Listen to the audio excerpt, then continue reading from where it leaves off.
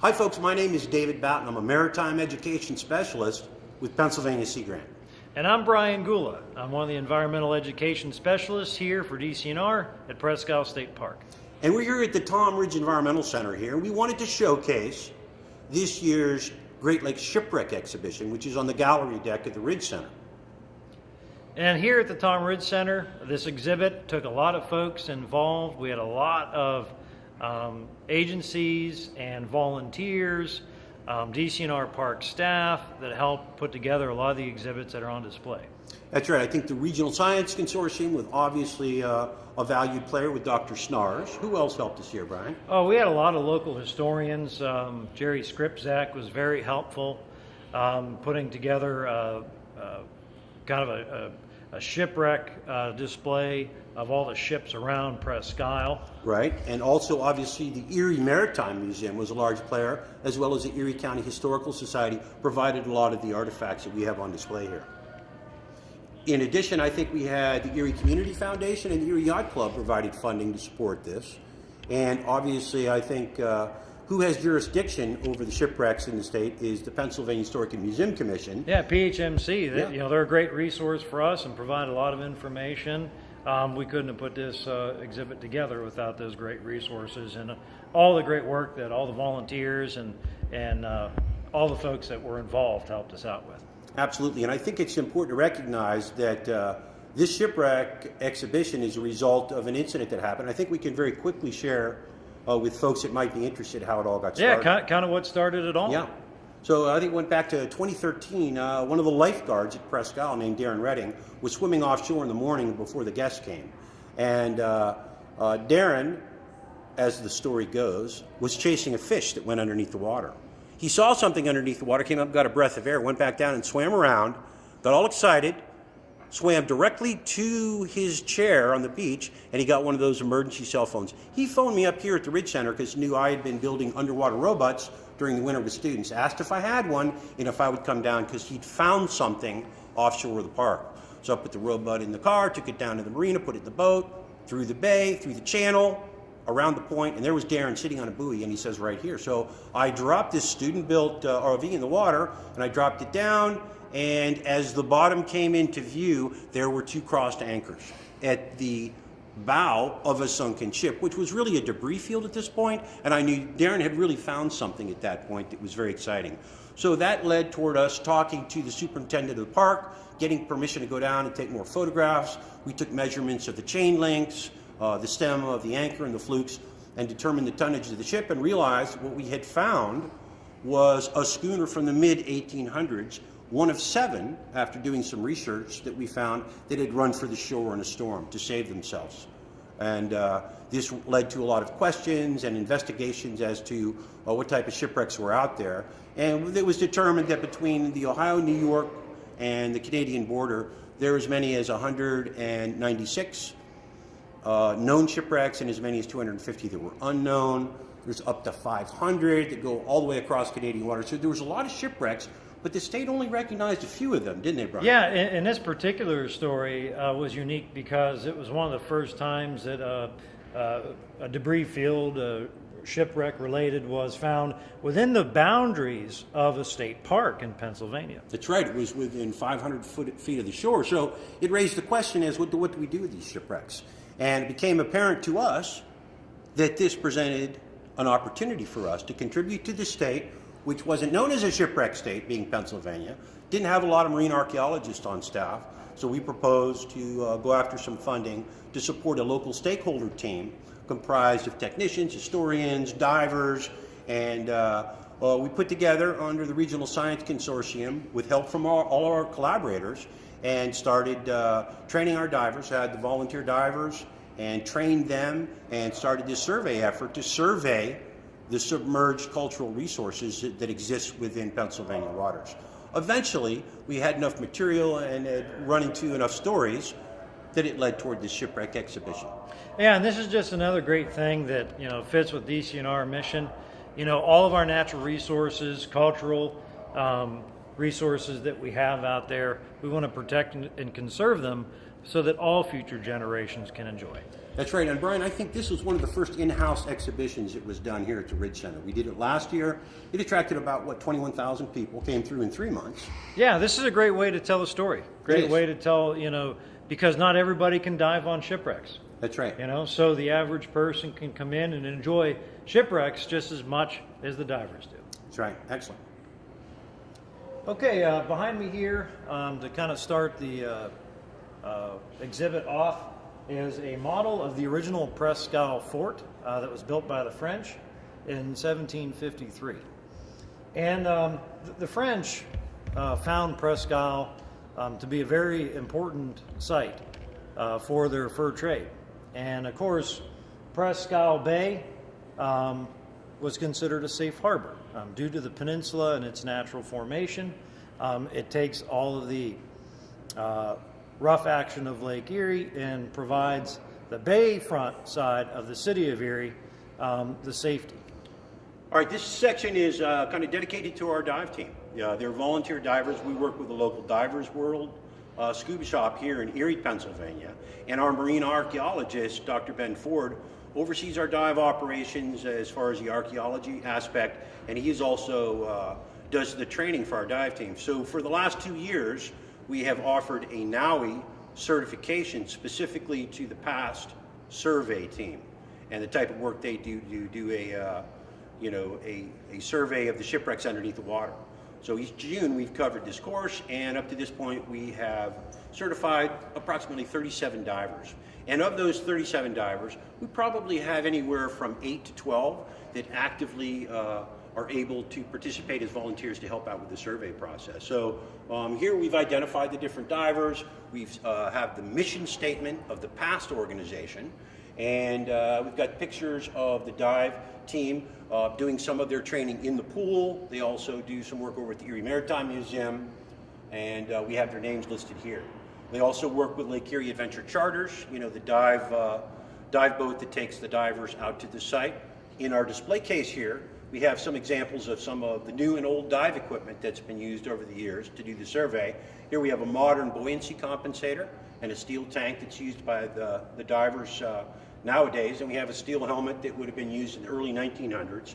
We have some of the survey equipment we have, the clipboards, the plumb bobs, some of the reels we do to take some of the measurements to fully survey these wreck sites.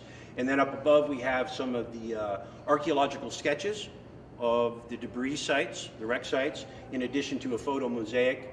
And we also have one of our commercial grade remotely operated vehicles. This is a deep trekker, a Canadian build, which has a 150-foot capacity. So if we have a wreck at 100 feet, we still have 50 foot of play. It has an HD camera in that, and we can also record the divers as they're doing their survey work. So we're very grateful to the divers as their efforts are all on a volunteer basis, and without this effort by this team, then the past organization would not be able to accomplish the objectives of their mission. Okay, here we have some original wood of the ship, the Lawrence, from the Battle of Lake Erie in 1813. And, here on Presque Isle, after the Battle of Lake Erie in 1813, the boats were moored in Misery Bay and later became scuttled, which then, throughout time, it was thought that by sinking boats would be a way to preserve them. And at a later date, these vessels were then raised. In 1875, the Lawrence was raised and cut up and sent by train to Philadelphia, where it actually caught fire and burned up.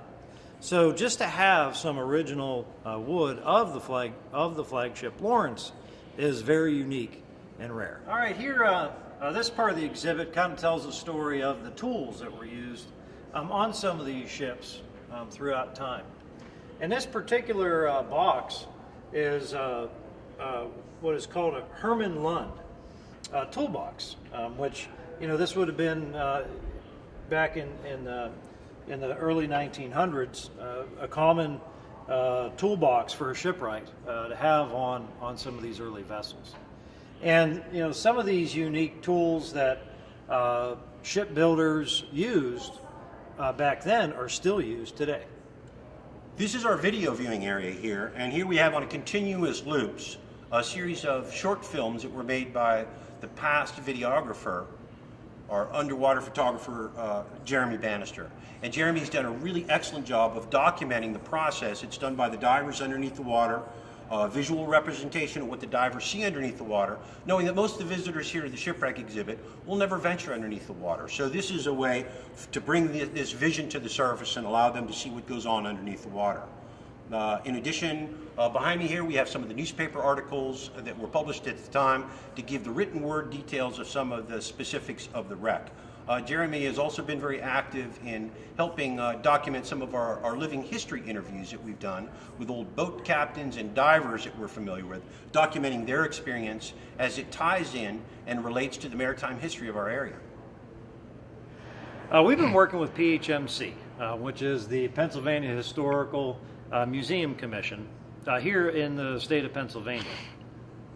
And with a lot of the artifacts that we recently discovered on the peninsula, the discovery of the unknown shipwreck, these are the folks that keep registration of a lot of these historical sites. This is the the agency that's helping us to organize and survey a lot of the historical sites and underwater marine sites that we have in Lake Erie, along the shore of Presque Isle, and even possibly inland here on the peninsula. This is our artist gallery section of the exhibit right now. We feature two artists. One of them is Jenny Martin. Jenny's a student at Edinburgh University, and her focus is archaeology. And as she's been involved in some digs down in Central America, down in Mexico, and she's a technical artist. And we've wanted to share some of her work too, because it's very specific. It's considered technical drawing. It's a very unique type of art that is meant to specifically characterize some of these artifacts, which is difficult to do. So Jenny has also been through the dive training as a survey diver, but her primary interest is technical drawing, and she adds a great to documenting these artifacts that are coming as a part of the survey process and what people have brought in to share with us. The other ones we have are some of our still underwater photographs that were taken by our team videographer, who has some still shots taken underneath the water of the local wrecks, Jeremy Bannister. So we're happy to be able to share their artist's work here as it contributes directly to the whole effort to document these Pennsylvania shipwrecks. All right, here we have our horizontal and our three-dimensional depiction of what the archaeologists refer to as a debris field or a scatter field. So this section over here in the sandbox has some original pieces, doesn't it, Brian? What do we have here? Yeah, there's a few unique things within the debris field, such as a possible piece of wood that could be original from the Niagara. All right, and I believe these pieces right here are known as futtocks, and they were a central part of the timber frame of a ship as she came closer to the stern. And these pieces here were recovered from a shipwreck site and actually washed up on the shore, and were recovered by a local person who loaned these for the exhibit. We believe these to be off of the brig shipwreck St. Louis, which was in the early 1800s as well. Well, one of the things that that started happening shortly after the exhibit was that folks were calling us up and saying that they found things washed up along shore. Yes. There's a lot of folks that live along Lake Erie shoreline or just visit the shoreline and are walking along, and they find these things. And so they were coming to us and figuring out what these pieces were, and we started to try to interpret what they were for them and identify them, and we found that it was quite exciting for us as well. It was, and I think we learned a lot in the process, and I think we got pretty good at determining if a piece of wood or a piece of iron that was brought in, because we've studied the early fasteners and nails. We've looked at the various wood types, knowing that most of the ships were made of the virgin timber that was here at the time that the shipwrights were working locally on the ships. Well, you're right. I mean, it taught us a lot of things. seeing some of the different iron hardware. Some were square. Some of the heads were different on the pieces of iron. The drift pins, some were round. Some were square. Yeah. And then, of course, telling the difference between what is ship and what is just maybe an old bulkhead or Right. something like that. Or which pier, is sure. a lot of that material out there as well. Well, I think it's also important to share with folks today that, these are pieces that had been collected by folks along the beach that had washed up on the shore. So right now, people should be aware that it's really illegal to take things off of shipwrecks. They're considered state property, submerged cultural resources.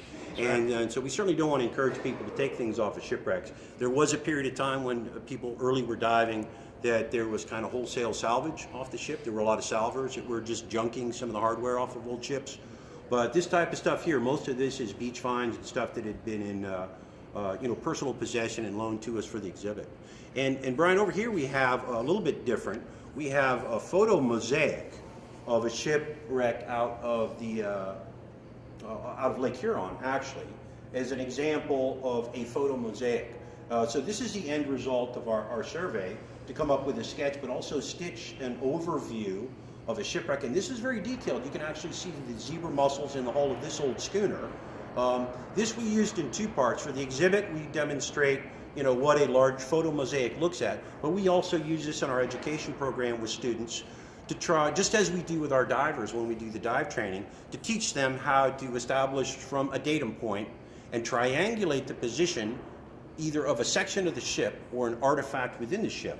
The same thing our dive crew does when they're surveying the ship. That way we've documented exact positions within the ship, and we can document that and to see if it changes over time and have a record of fully located record of the shipwreck at the time. It's been a great opportunity for us to utilize this as an educational tool for school students. We have a lot of field trips that come into the Tom Ridge Environmental Center, and so when they get an opportunity to kind of get an idea of what a diver would be doing, Right. how he would survey a site, debris field at the bottom of Lake Erie.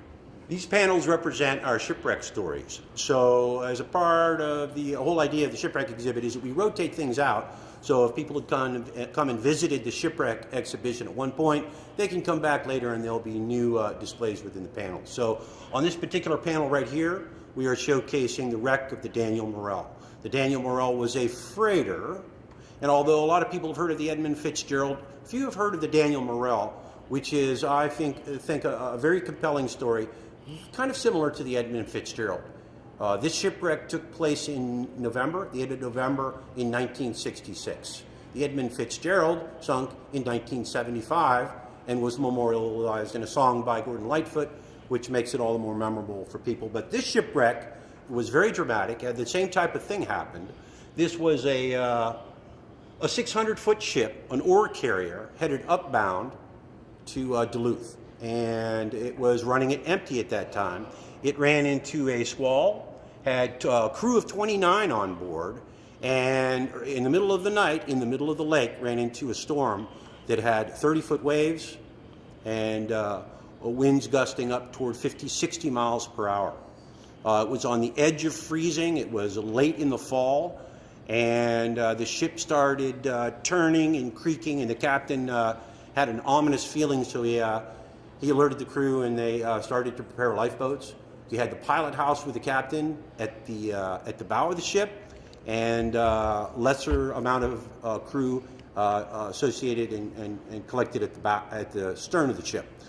So in the middle of the night, the ship twisted and turned, and in the trough of the waves, broke in half, very much like the Edmund Fitzgerald.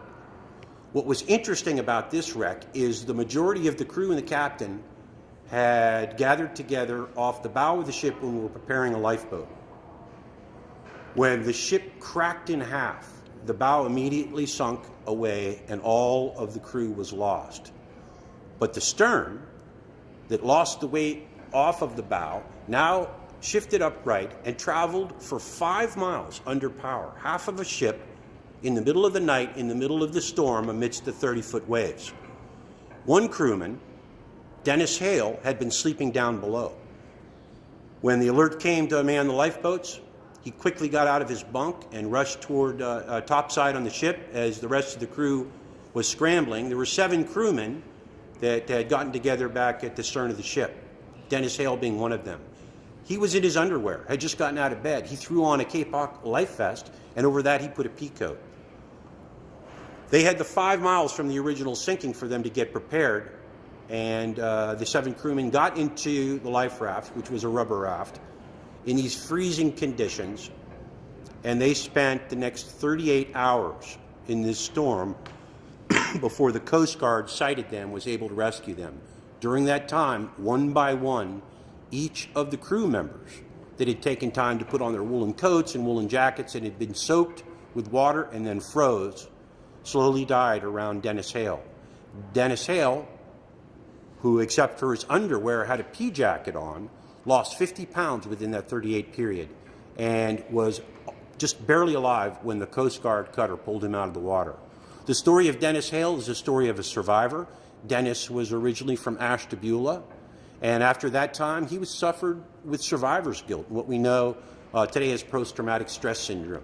So he had a lot of difficulty in life, and it wasn't until late in life when he let this story out and shared it with people, and it was very cathartic for him.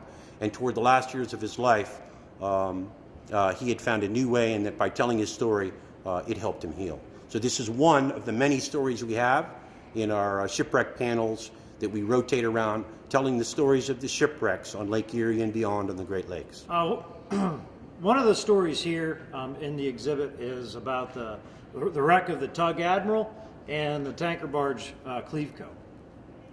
And what makes this story such a tragedy is that all lives were lost in this particular wreck. This vessel went down off of Cleveland. This is 1942 in December. And it was also towing a tug, or a tanker barge that was loaded of fuel oil. And both vessels ended up going down to the bottom of Lake Erie. And one of the unique connections to Presque Isle that this particular story has is several weeks after the vessels went down. Now, you know, Cleveland is over 90 miles away from Presque Isle. And a visitor was walking along the shore of the peninsula and found this life ring that washed up on shore. And it read Tug Admiral, and a very unique artifact. And the gentleman didn't really realize what it was at the time. He was just a young man when he found it. And as he became older and had children of his own, his son was going to prom, and he actually took this life ring to prom with him. And they painted it and they decorated it, but they had no idea that they had such a historic artifact. And it wasn't until later, once they read the story of the wreck itself, and the life ring ended up going to the Historical Society. But what's unique about this story is that it is a reminder that sometimes things wash up on Presque Isle that can showcase an event that happened many miles away. Here we have some artifacts that were found here at Presque Isle. A couple years ago, one of our volunteers came up to me and asked to identify something that she found. And it turned out to be a very concreted iron spike. And with a little further investigation, it revealed a site on the peninsula that's been subject to erosion due to some of the high water. And we started finding some more of these iron artifacts that were coming out, being exposed, that probably haven't been exposed for a long time. And here at the Tonbridge Environmental Center, in one of our laboratories, we've been able to have students be able to work on the conservation science with electrolysis to clean up and preserve these artifacts, which then can be put on display and help tell the story of our maritime history. Here on exhibit we have the USS Wolverine, which was originally called the USS Michigan, which was the first iron-hulled ship that was built by the U.S. Navy. This ship sailed Lake Erie and came to the port of Erie.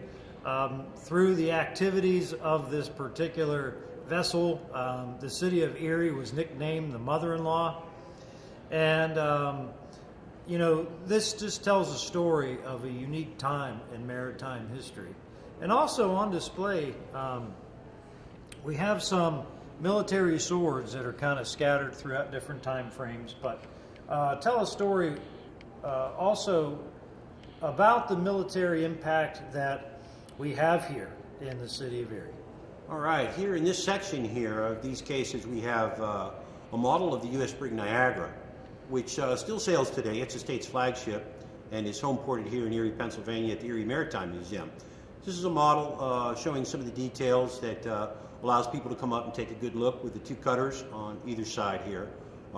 It's an exhibit loan. Underneath it here we have something interesting. I know that Brian talked to you earlier about some pieces from the Lawrence that were salvaged.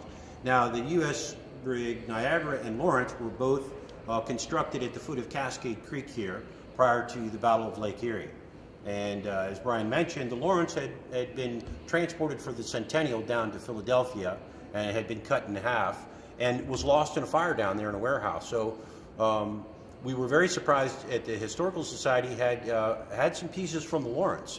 And then we learned the story of what happened to some of those timbers that had been salvaged prior to it being transported down to Philadelphia. So this is an actual piece of lumber from the original U.S. brig Lawrence, which was a ship that was so heavily damaged in the Battle of Lake Erie. And what came of that was people would scavenge pieces off of it, and when it was cut by the crew for transportation down there, the leftover lumber was used in some pretty ingenious ways to make canes. So these canes right here is a collection that are maintained by the Erie Historical Society that were used for ceremonial gifts to celebrities and diplomats and legislators in town. And the gavels were made and canes, but very few pieces of the original Lawrence were made. So we're very fortunate to have this, to be able to share with folks that come to visit the exhibit. Just behind me here, we have a map of Presque Isle. And we were interested in portraying kind of a regional look of the shipwrecks here. And it was Jerry Skrypzak both from the Sons of Lake Erie and representing the Erie County Historical Society that came up with the idea to locate the known shipwrecks that are around Presque Isle. So here on the map behind me, we have 21 known shipwrecks within Presque Isle Bay and outside on Lake Erie, and their approximate locations to give people a sense as to the number of wrecks that are right in our backyard here. So many people may be unfamiliar that there are that many wrecks very close to home here, and this by no means represents all of the wrecks. We talked earlier about one of the ships that had run for the shore. It was one of 7. That is only one of the 7 that we've identified.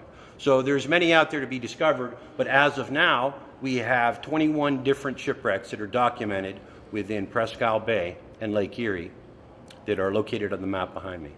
My name is Jerry Skrypzak, and I recently had a very fortunate experience of working with some really, really smart people on putting together the shipwreck exhibit at the Tom Ridge Environmental Center.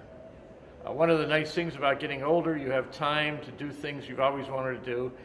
And having been a photographer for most of my life, I really got interested in a lot of our bayfront and waterfront history. And as a result of it, I managed to accumulate about 20,000 photographs of different maritime scenes that are part of the Erie history. And as a result of it, I started reading up and learning about it. So I had the privilege of being asked to be a historical advisor for the Pennsylvania Archaeological Shipwreck Survey Team. And this naturally progression from this as we developed the exhibit on shipwrecks, this is our second time we've attempted it. Recently, Dave Boughton, who co-authored a couple of books with me, was one of the foremost experts on Lake Erie shipwrecks, did a talk here at the Tom Ridge Center as a kickoff to the whole exhibit about the wreck of the steamer Atlantic. He gave a real nice talk, and at the end of the talk, a young fellow came up to us. His name was Charles Kennedy from Cranesville, and he brought with him a piece of artifacts and wanted to know if we wanted to put it in an exhibit. And it's an incredible leather steamer lid from a steamer trunk that has a poster from the ship called the Great Western. And it's just so typical of how people traveled in the 1920s. They used these trunks and they put all their goods in them. And it was kind of fitting, because one of the things that we talked about in the wreck of the steamer Atlantic is, as the ship lays on the bottom of Lake Erie, all of the personal belongings of the passengers are under 190 feet of water. And looking at this lid, you wonder how many more similar to this is at the bottom of the lake right now. Well, I hope you enjoyed the tour. This is just the beginning of our projects. One thing about shipwrecks and history, things are popping up and things are being found almost every day. If you have a piece of artifacts or some information or some old photographs, we're always interested in collecting them and studying them and seeing what else we can learn. It's an ongoing, history is an ongoing project, and it's something that if you'd like to give us a hand with it, we'd appreciate it. That's right. So this is just the beginning of a beautiful thing. We appreciate you taking the time to watch this video. If you'd like to contact us, as Jerry said, if you have a story to tell, an artifact you want to identify, this is a long-term project. So use the information at the end of this video, and don't hesitate to contact us if you require more information. Thanks again for watching.